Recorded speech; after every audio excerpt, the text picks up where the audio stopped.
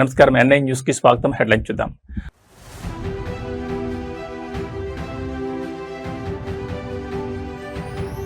కుప్పం వేదికగా ఏపీ పారిశ్రామిక విప్లవం, స్పీడ్ ఆఫ్ డూయింగ్ బిజినెస్ కు సీఎం చంద్రబాబు శ్రీకారం.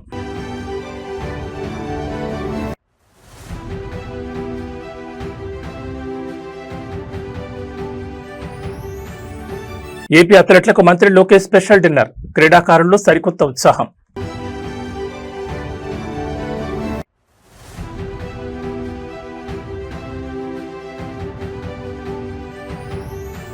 ఢిల్లీ వేదికగా తెలంగాణ కీలక డిమాండ్, కేంద్ర మంత్రి అన్నపూర్ణాదేవితో ఉన్నత స్థాయి భేటీ.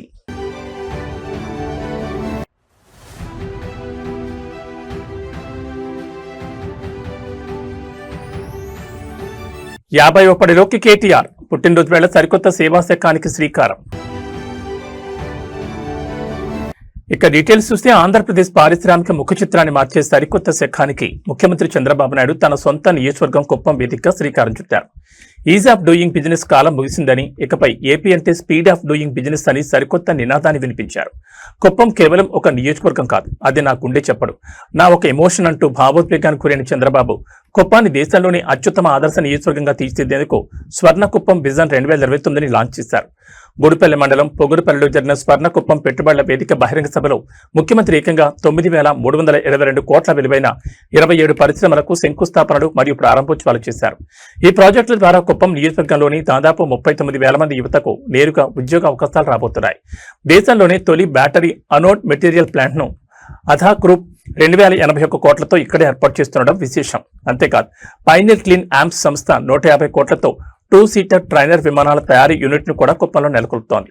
ఈ సందర్భంగా చంద్రబాబు మాట్లాడుతూ తన డ్రీమ్ ప్రాజెక్ట్ అయిన వన్ ఫ్యామిలీ వన్ ఎంటర్ప్రెన్యూర్ ప్రతి కుటుంబం నుంచి ఒక పారిశ్రామికవేత్త విధానానికి కుప్పం నుంచి అడుగులు పడాలన్నారు. యువత ఉద్యోగాలు వెతుక్కునే వాడుగా కాకుండా ఉద్యోగాలు ఇచ్చే స్థాయికి ఎదగాలని పిలుపునిచ్చారు. 200 కోట్లతో ఏర్పాటు చేసిన ఏబిఐఎస్ ప్రోటీన్స్ చికెన్ ప్రాసెసింగ్ యూనిట్ ద్వారా స్థానిక పౌల్ట్రీ రైతులకు భారీ లబ్ధి చేకూరుతుందని, 44 ఎకరాల్లో విస్తరించిన ఎంఎస్ఎంఈ పార్కు ద్వారా చిన్న పరిశ్రమలకు స్టార్టప్స్ కు అద్భుతమైన వేదిక లభిస్తుందని సీఎం స్పష్టం చేశారు. ఈ రోజు మా యువత ఇక్కడ ఉన్నారు, వాళ్ళకు ఒకటే విజ్ఞప్తి చేస్తున్నా.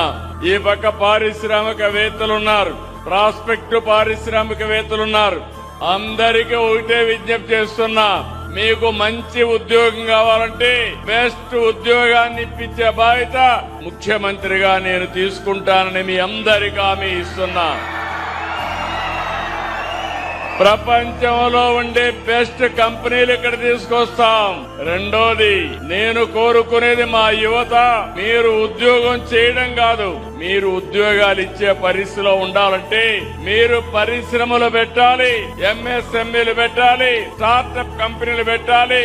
మీ జీవితంలో మీరు రాణించాలని కుప్పం నుంచే ఈ యొక్క ప్రతి కుటుంబానికి ఒక పారిశ్రామికవేత్త కార్యక్రమాన్ని ప్రారంభిస్తున్నాం. అంతర్జాతీయ క్రీడా వేదికలపై భారత త్రివర్ణ పతాకంతో పాటు ఆంధ్రప్రదేశ్ ఖ్యాతిని సగర్వంగా చాటి చెప్పేందుకు మన ఏపీ అథ్లెట్లు సిద్దమవుతున్నారు. రాబోయే ప్రతిష్టాత్మక కామన్వెల్త్ గేమ్స్, ఆసియా గేమ్స్ లో దేశానికి ప్రాతినిధ్యం వహించబోతున్న రాష్ట్ర ఎలైట్ ప్లేయర్లకు కూటమి ప్రభుత్వం అత్యున్నత ప్రాధాన్యత ఇస్తోంది. ఇందులో భాగంగానే రాష్ట్ర విద్యా, ఐటీ, క్రీడల శాఖ మంత్రి నారా లోకేష్ ఉండవల్లిలోని తన నివాసంలో శుక్రవారం రాత్రి క్రీడాకారులతో కలిసి ప్రత్యేకంగా భేటీ అయ్యారు. వారికి ప్రత్యేకంగా విందు ఇవ్వడంతో పాటు క్రీడాకారుల అవసరాలు, అంతర్జాతీయ స్థాయి శిక్షణకు కావాల్సిన సదుపాయాలపై సుదీర్ఘంగా చర్చించారు. సీఎం చంద్రబాబు నాయుడు నేతృత్వంలో రాష్ట్ర క్రీడా ప్రాధికార సంస్థ అందిస్తున్న అద్భుతమైన మద్దతుపై ప్లేయర్స్ ఆనందం వ్యక్తం చేశారు. కామన్వెల్త్ మరియు ఆసియా క్రీడలకు ఎంపికైన ఆంధ్రప్రదేశ్ చెందిన టాప్ క్లాస్ అథ్లెట్లను మరింత ప్రోత్సహించడమే లక్ష్యంగా మంత్రి నారా లోకేష్ ఈ విందు సమావేశాన్ని ఏర్పాటు చేశారు. ఈ ప్రత్యేక భేటీలో క్రీడాకారులు తమ కెరీర్ మైల్ స్టోన్స్, మెగా ఈవెంట్లకు తాము పడుతున్న శ్రమను మంత్రికి వివరించారు. ఏపీలో గతంలో నిర్వీర్యమైన క్రీడా రంగానికి సీఎం చంద్రబాబు నాయుడు, మంత్రి లోకేష్ సరికొత్త ఊపిరి ఊదారని ప్లేయర్స్ కొనియాడారు. అంతర్జాతీయ పోటీల్లో పాల్గొనే ప్లేయర్లకు వరల్డ్ క్లాస్ కోచింగ్, స్పాన్సర్షిప్ మరియు అవసరమైన కిట్స్ అందించడంలో శాప్ ఎంతో చురుగ్గా వ్యవహరిస్తోందని వారు గుర్తు చేశారు. తమకు ఇంతటి గొప్ప గౌరవాన్ని, నిరంతర ప్రోత్సాహాన్ని అందిస్తున్న ముఖ్యమంత్రి చంద్రబాబు నాయుడుకి, మంత్రి లోకేష్ కి శాప్ అధికారులకు, క్రీడాకారులు తమ ప్రత్యేక కృతజ్ఞతలు తెలియజేశారు. క్రీడాకారులను ఉద్దేశించి మంత్రి లోకేష్ మాట్లాడుతూ, మీరు మైదానంలోకి దూసుకెళ్లండి, మీకు వెనుక ఉండి నడిపించే పూర్తి బాధ్యత ప్రభుత్వం తీసుకుంటుంది. పథకాలే లక్ష్యంగా రాణించి దేశ రాష్ట్ర ఖ్యాతిని పెంచాలని పిలుపునిచ్చారు.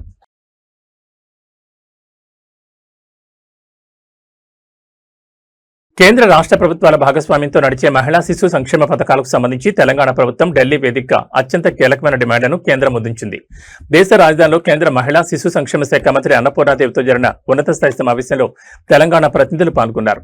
పెరుగుతున్న జీవన వ్యయానికి అనుగుణంగా అంగన్వాడీల జీతాల్లో కేంద్రం వాటాను భారీగా పెంచాలని, అలాగే రాష్ట్రంలో విజయవంతంగా నడుస్తున్న పాలు, అల్పాహార పథకాలకు కేంద్రం నిధులు కేటాయించాలని గట్టిగా విజ్ఞప్తి చేశారు. ముఖ్యంగా తెలంగాణలోని టీనేజ్ ఆడపిల్లల రక్తహీనతను పూర్తిగా నిర్మూలించేందుకు 100 కోట్లతో రూపొందించిన ఒక స్పెషల్ ప్రపోజల్ ను కేంద్ర మంత్రి ముందుంచారు. ఢిల్లీలో జరిగిన ఈ అధికారిక సమావేశంలో తెలంగాణకు సంబంధించిన ప్రధానంగా 3 అంశాలపై కేంద్ర ప్రభుత్వం మద్దతును కోరారు. మొదటిగా రాష్ట్రంలోని అంగన్వాడీ కేంద్రాల్లో చిన్నారుల కోసం తెలంగాణ ప్రభుత్వం ఎంతో ప్రతిష్టాత్మకంగా అమలు చేస్తున్న బ్రేక్ఫాస్ట్ మిల్క్ ప్రోగ్రాం విజయవంతమైన తీరును కేంద్ర మంత్రి అన్నపూర్ణాదేవికి వివరించారు. క్షేత్రస్థాయిలో అద్భుతమైన ఫలితాలను ఇస్తున్న ఈ వినూత్న కార్యక్రమాన్ని మరింత బలోపేతం చేసేందుకు కేంద్రం తరపున ఆర్థిక సహాయం అందించాలని కోరారు. ఇక రెండో ప్రధాన అంశంగా ప్రస్తుతం అంగన్వాడీ టీచర్లు, హెల్పర్ల జీతాల్లో కేంద్ర ప్రభుత్వం కేవలం 20% వాటాను మాత్రమే భరిస్తోందని, మిగిలిన సింహభాగాన్ని రాష్ట్ర ప్రభుత్వమే చెల్లిస్తోందని గుర్తు చేశారు. ప్రస్తుతం ఉన్న మార్కెట్ ధరలు, పెరుగుతున్న జీవన వ్యయాన్ని దృష్టిలో ఉంచుకుని అంగన్వాడీ సిబ్బంది ప్రయోజనాల దృష్ట్యా కేంద్రం తన ఆర్థిక వాటాను తక్షణమే పెంచాలని డిమాండ్ చేశారు. వీటితో పాటు టీనేజ్ వయసులో ఉన్న బాలికల్లో ప్రధాన సమస్యగా మారిన ఎనీమియా నివారణకు ఒక ప్రత్యేక పౌష్టికాహార కార్యక్రమాన్ని ప్రతిపాదించారు. ఈ ప్రత్యేక పథకం అమలు కోసం తెలంగాణకు 100 కోట్ల ప్రత్యేక బడ్జెట్ కేటాయింపులు జరపాలని కేంద్ర మంత్రికి అధికారికంగా ప్రపోజల్స్ అందజేశారు. ఈ డిమాండ్లపై కేంద్ర మంత్రి అన్నపూర్ణాదేవి సానుకూలంగా స్పందించారు.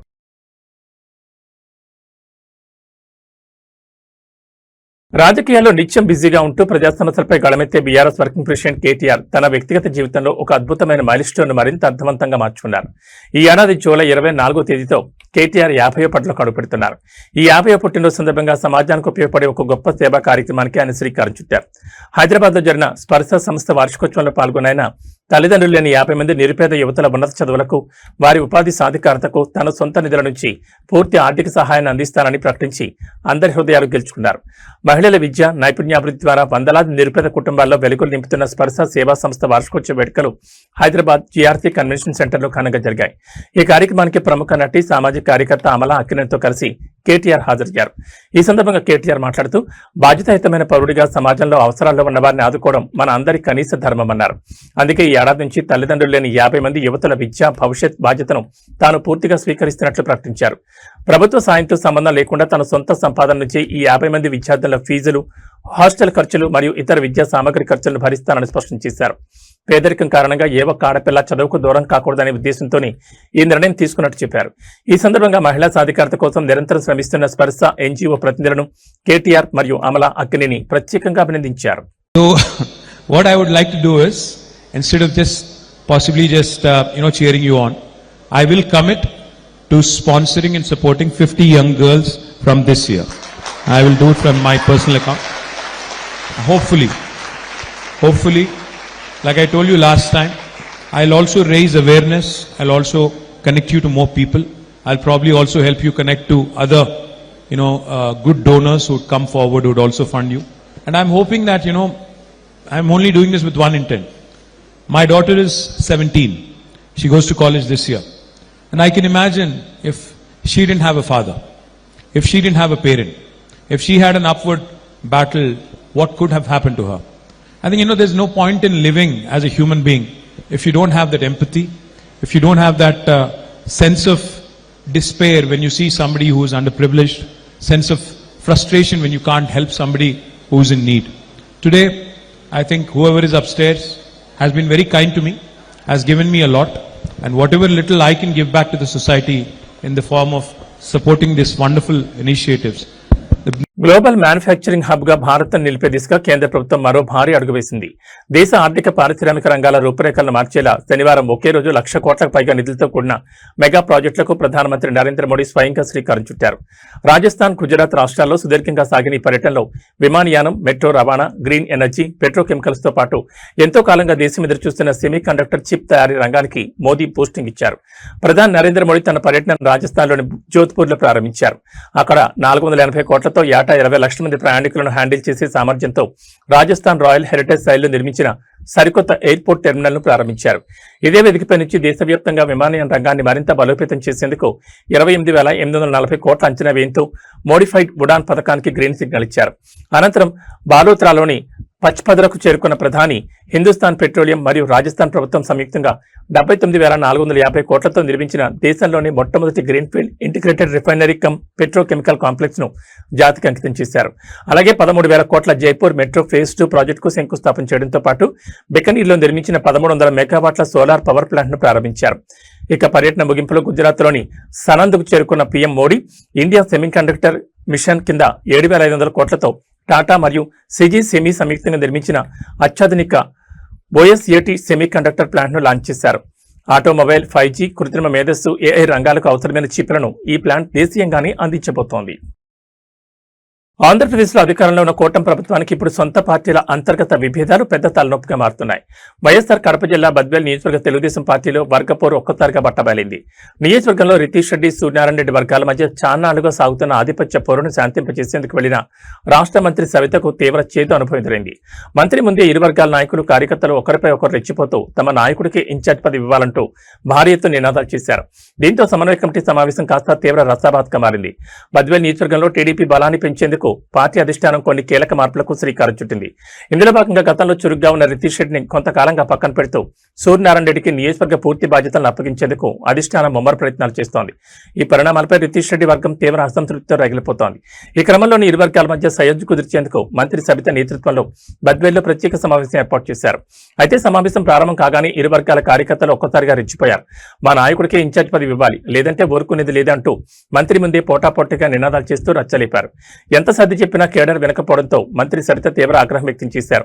నేను కూడా రాయలసీమ బిడ్డనే, నా ముందే ఇలాంటి పనులు చేస్తే సాగవు, మీరు ఇలాగే ప్రవర్తిస్తే ఇక్కడ ప్రతి విషయాన్ని నేరుగా ముఖ్యమంత్రి చంద్రబాబు నాయుడు దృష్టికి తీసుకెళ్తానంటూ గట్టిగా వార్నింగ్ ఇచ్చారు. అయినప్పటికీ ఇరు వర్గాలు ఏమాత్రం తగ్గకుండా నినాదాలు కొనసాగించడంతో సమావేశం పూర్తిగా గందరగోళంగా ముగిసింది.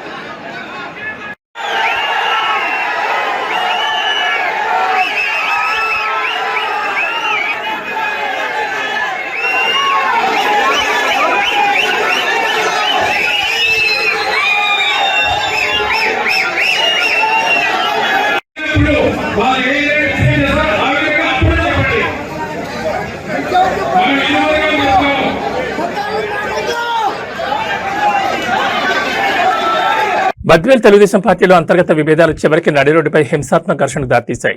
నియోజకవర్గ ఇన్ఛార్జ్ వివాదాన్ని చక్కదిద్ది ఇరు వర్గాలకు సయోధ్య కుదిర్చేందుకు రాష్ట్ర మంత్రి సబిత సమక్షంలో జరిగిన సమావేశం తీవ్ర రసాభాత్గా ముగిసిన సంగతి తెలిసిందే. అయితే కథ అక్కడితో ముగిసిపోలేదు. మంత్రి సబిత ఇక్కడి నుండి వెళ్లిన వెంటనే రితీష్ రెడ్డి, సూర్యనారాయణ రెడ్డి వర్గీయులు ఒక్కసారిగా నడిరోడ్డుపై బాహాబాహి దిగారు. ఇరు వర్గాలు కర్రలు, రాళ్లతో పరస్పరం దాడులు చేసుకోవడంతో బద్వేల్ పట్టణం ఒక్కసారిగా రణరంగంగా మారింది. ఈ దాడిలో ఇన్ఛార్జ్ రితీష్ రెడ్డి అనుచరుల కారు అద్దాలను ప్రత్యర్థి వర్గం పూర్తిగా ధ్వంసం చేసింది. బద్వేల్ నియోజకవర్గ టీడీపీ ఇన్ఛార్జ్ బాధ్యతల విషయంలో వ్యవహారంలో రితీష్ రెడ్డిని పక్కన పెట్టి సూర్యనారాయణ రెడ్డికి పూర్తి పగ్గాలు అప్పగించేందుకు అధిష్టానం చేస్తున్న ప్రయత్నాలు ఈ ఘర్షణకు కారణమయ్యాయి. అంతకుముందు జరిగిన సమావేశంలో మంత్రి సబిత ఇరు వర్గాలకు గట్టి వార్నింగ్ ఇచ్చినప్పటికీ ఆమె కాన్వాయ్ కదిలిన కొద్ది నిమిషాలకి అసలు రచ్చ మొదలైంది. ఇన్ఛార్జ్ పదవి మాదంటే మాదంటూ వాగ్వాదానికి దిగిన ఇరు వర్గాల కార్యకర్తలు పరస్పర నినాదాలతో మొదలుపెట్టి చివరికి భౌతిక దాడులు దిగారు.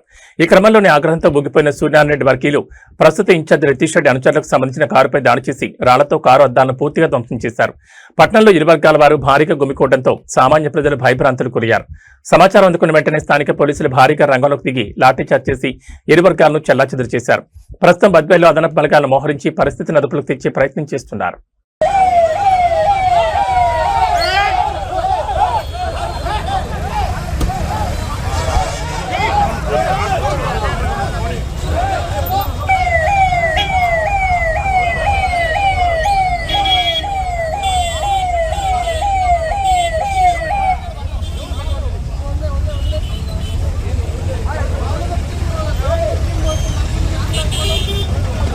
హైదరాబాద్ నగరంలో చెరువుల పరిరక్షణ, ఎన్క్రోచ్మెంట్ల తొలగింపు పేరిట దూసుకుపోతున్న హైడ్రా బుల్డోజర్లు చివరికి పేద మధ్యతరగతి ప్రజల పొట్టకొడుతున్నాయా?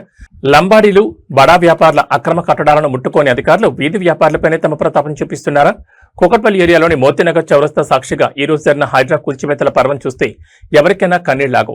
ఎలాంటి ముందస్తు సమాచారం, నోటీసులు లేకుండా శనివారం ఉదయాన్నే విరుచుకుపడ్డ అధికారులు సుమారు కొన్ని వందల చిన్న చిన్న వ్యాపార దుకాణాలు నేలమట్టం చేశారు. భర్తను కోల్పోయి ఒక చిన్న షాపు ద్వారా జీవనం సాగిస్తున్న ఒక అభాగ్యురైన మహిళా వ్యాపారి ఆవేదన నగర ప్రజలను కదిలిస్తోంది. కూకట్పల్లి పరిధిలోని మోతీనగర్ చౌరస్తా ప్రధాన రహదారి పక్కన వందలాది కుటుంబాలు చిన్న చిన్న తోపుడు బండ్లు, డబ్బా షాపులు పెట్టుకుని దశాబ్దాలుగా జీవనం సాగిస్తున్నాయి. అయితే ఈ రోజు ఉదయం జీహెచ్ఎంసీ మరియు పోలీస్ బలగాలతో కలిసి వచ్చిన హైడ్రా అధికారులు కనీసం లోపల ఉన్న సామగ్రిని కూడా సర్దుకునే సమయం ఇవ్వకుండా దుకాణాలను కూల్చివేయడం ప్రారంభించారు. ఈ క్రమంలో భర్తను కోల్పోయి ఆ చిన్న షాపే సర్వస్వంగా బతుకుతున్న ఒక మహిళ తన జీవనోపాధిని బుల్డోజర్లు మింగేస్తుంటే అధికారుల కాళ్లపై పడి రోధించిన తీరు ఆ కుండవారిని కలిచివేసింది. లక్షల కోట్ల విలువైన ప్రభుత్వ చెరువు భూములను ఆక్రమిస్తున్న పెద్ద పెద్ద అక్రమార్కుల చోలికి వెళ్లడానికి భయపడే హైడ్రా అధికారులు కేవలం పొట్టకొట్టు కోసం రోజువారీ వ్యాపారాలు చేసుకునే మాలాంటి నిరుపాక్యుల మీద కక్ష సాధింపు చర్యలకు దిగుతున్నారని బాధితులు తీవ్ర ఆవేదన వ్యక్తం చేశారు. కనీసం ప్రత్యామ్నాయం చూపించకుండా ఇలా రోడ్డున పడేస్తే తమ పిల్లలతో కలిసి ఎక్కడికి వెళ్లాలని, తాము ఎలా బతకాలని బాధితులు ప్రభుత్వాన్ని కన్నీళ్లతో నిలదీస్తున్నారు.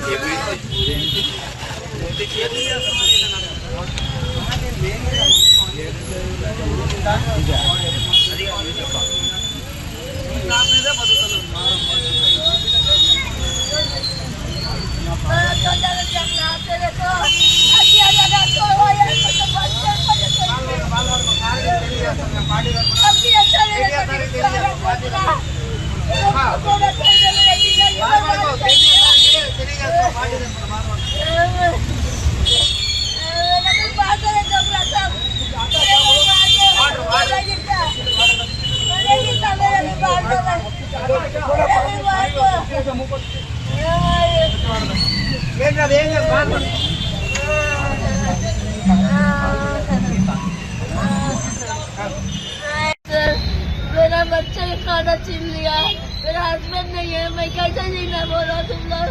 मेरा नंबर तोड़ दिया तो मैं क्या खाऊं।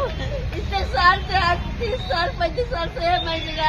आज कहाँ जा बोलो, मेरा मरद मर कितने साल हो गया, 9 से मेरे साल हो गए। आज कहाँ जाना मैं बोलो।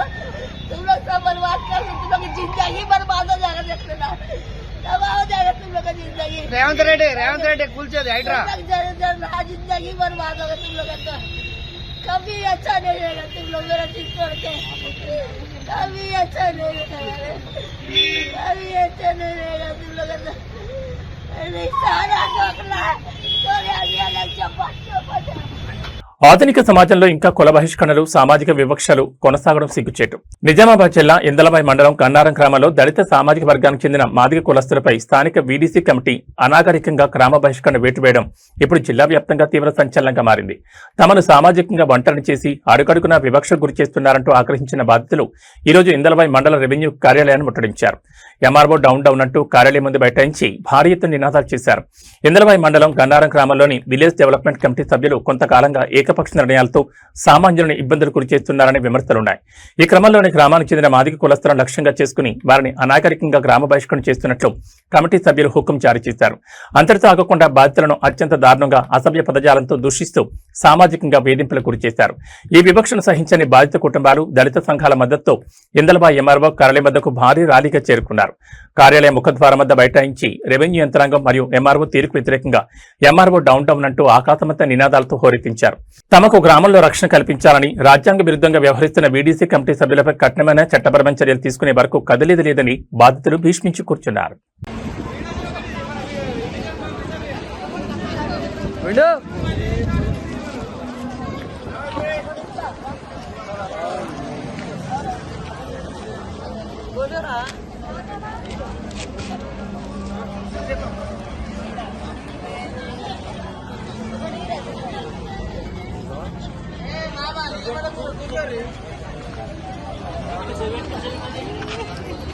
జయసేన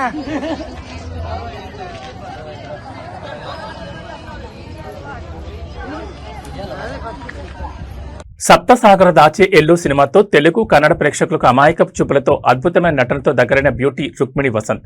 స్క్రీన్ పై చాలా పద్ధతిగా, హోమ్లీగా కనిపించే ఈ కన్నడ కస్తూరిలో ఇంత క్యూట్ అండ్ ఫన్నీ యాంగిల్ కూడా ఉందా అనిపించేలా ఓ క్రేజీ వీడియో ఇప్పుడు నెట్జన్లను తెగ నవ్విస్తోంది. సాధారణంగా సెలబ్రిటీలు రకరకాల మైమింగ్, ఇమిటేషన్ ఆర్ట్స్ చేయడం మనం చూస్తూ ఉంటాం. కానీ రుక్మిణి వసంత్ మాత్రం ఏకంగా ఓ మేకర్ను పర్ఫెక్ట్ గా ఇమిటేట్ చేసి సోషల్ మీడియాను షేక్ చేస్తున్నారు. ఆమె అలా అరవడమే ఆలస్యం, అక్కడ ఉన్న ఒక మేక కూడా రిప్లై ఇవ్వడం ఇక్కడ అసలైన హైలైట్. షూటింగ్ గ్యాప్ లోనో లేదా ఒక అవుట్డోర్ ట్రిప్ లోనో ఉన్న రుక్మిణి వసంత్ సరదాగా తన చుట్టూ ఉన్న మేకను చూసి ముచ్చటపడ్డారు. ఈ క్రమంలోనే తనలోని ఒక హిడెన్ టాలెంట్ కు పని చెప్పారు. అచ్చం మేక ఎలా అరుస్తుందో అదే శబ్దంతో, అదే పిచ్ తో చాలా పర్ఫెక్ట్ గా మేకల అరిచి చూపించారు. రుక్మిణి వసంత్ ఇమిటేషన్ ఎంత రియలిస్టిక్ గా ఉందంటే ఆ సౌండ్ వినగానే అక్కడున్న ఒక నిజమైన మేక కూడా ఏమాత్రం ఆలస్యం చేయకుండా ఆమెకు రిప్లై ఇస్తూ తిరిగి అరిచింది. ఈ క్యూట్ కాన్జర్వేషన్ అక్కడున్న వారు వీడియో తీసి సోషల్ మీడియాలో పోస్ట్ చేయడంతో అది కాస్త క్షణాల్లో వైరల్ గా మారింది. ఈ వీడియో చూసిన నెట్జన్లు, అభిమానులు రుక్మిణి క్యూట్నెస్ కు పడిపోతున్నారు. సినిమా ఇండస్ట్రీలో గ్రేటెస్ట్ ఆఫ్ ఆల్ టైమ్ అనే అర్థంలో వాడే GOAT అనే పదాన్ని ఇక్కడ నిజమైన అర్థంలో వాడుతూ Rukmini is the real goat అంటూ సోషల్ మీడియాలో క్రేజీ మీమ్స్, కామెంట్స్ తో ట్రెండ్ చేస్తున్నారు. Yeah. Okay, watch me.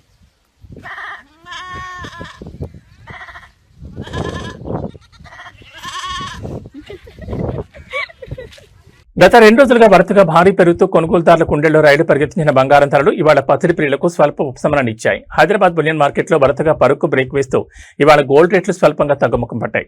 అంతర్జాతీయంగా డాలర్ ఇండెక్స్ ఒడిదుడుకులు, మార్కెట్ లాభాల స్వీకరణ నేపథ్యంలో 24 క్యారెట్ల మేలిమి బంగారం మరియు 22 క్యారెట్ల ఆభరణాల బంగారం ధరల్లో మార్పులు చోటు చేసుకున్నాయి.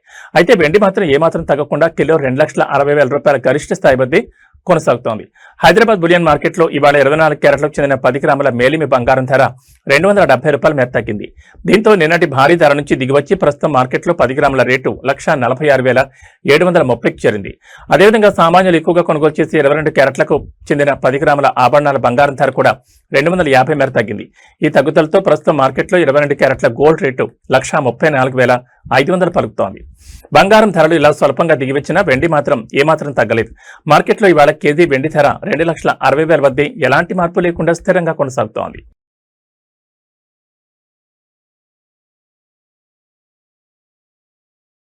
రెండు తెలుగు రాష్ట్రాల ప్రజలకు వాతావరణ శాఖ హెచ్చరిక జారీ చేసింది. ఎండలతో అల్లాడుతున్న వాతావరణం ఒక్కసారిగా మారబోతోంది. బంగాళాఖాతంలో ఏర్పడిన అల్పపీడనం రానున్న 2 రోజుల్లో మరింత బలపడి తీవ్ర అల్పపీడనంగా మారనుందని IMD స్పష్టం చేసింది. దీని ప్రభావంతో ఇటు ఆంధ్రప్రదేశ్లోని ఉత్తర కోస్తా ప్రాంతాలు, అటు తెలంగాణలోని ఉమ్మడి ఉత్తర జిల్లాలు వాన గుప్పెట్లోకి వెళ్లనున్నాయి. ఈ రోజు నుంచే కరడుగట్టిన మేఘాలు కమ్ముకుని పలు జిల్లాల్లో జలప్రళయం సృష్టించే అవకాశాలున్నాయని అధికారులు అంచనా వేస్తున్నారు.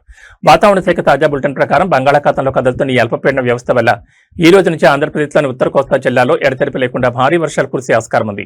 ముఖ్యంగా విశాఖపట్నం, విజయనగరం, శ్రీకాకుళం, ఉభయ గోదావరి జిల్లాల యంత్రాంగాన్ని అప్రమత్తం చేశారు.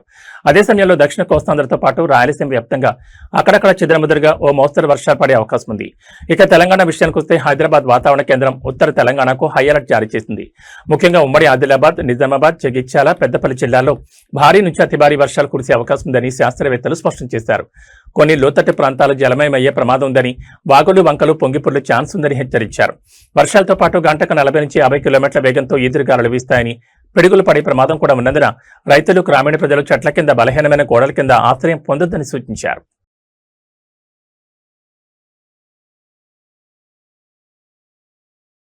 ఏబీ బులెటిన్ విశేషాలు. నమస్కారం.